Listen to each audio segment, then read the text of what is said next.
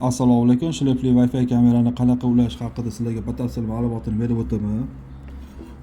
Batareykasini kameraga ulaymiz.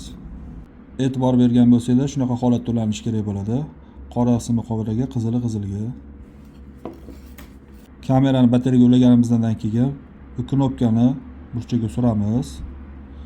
Chirog'i yonadi. E'tibor berayotgan bo'lsangiz, ichida chirog'i bor, yonadi. Kameramiz ham bu joyda zaryadlovchi USB porti joylashgan. Bu joyda ham knopkasi bor, bosiladigan knopka. Bu zavod holatiga qaytaruvchi reset knopkasi bo'ladi. Kameralar Wi-Fi chiqmay qoladigan bo'lsa, shuni 8 sekund bosib turasizlar, zavodskiy holatiga qaytadi. Kameramizning bu joyda mikrofoni joylashgan. Bu ochiq holatda turish kerak bo'ladi. Ochiq holatda turganda ovozlar bemalol yaxshi eshitiladi. Kamerani programmaga ulash uchun Play Marketga kiramiz.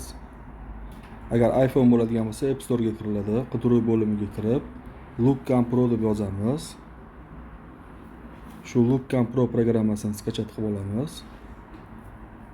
Shu holatda chiqadi. Keyin Wi-Fi ga kiramiz.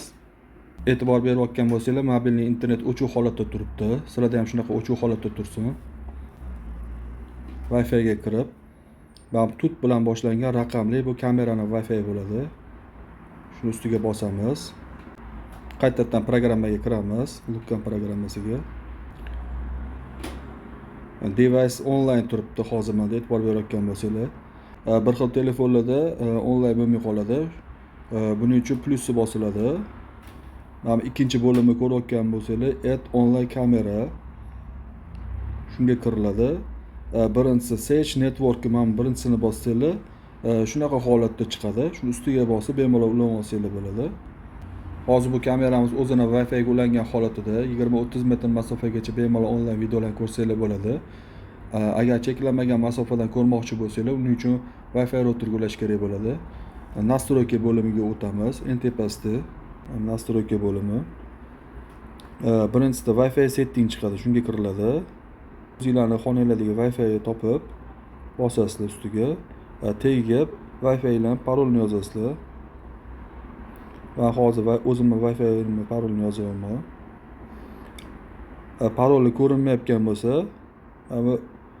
ko'zni rasmini bossanglar, bemalol ko'rsanglar bo'ladi.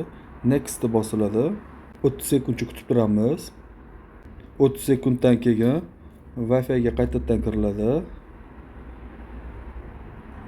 Yana shu xonanglardagi Wi-Fi topib, ustiga bosasizlar. O'zingizlarning Wi-Fi ga ulaysizlar.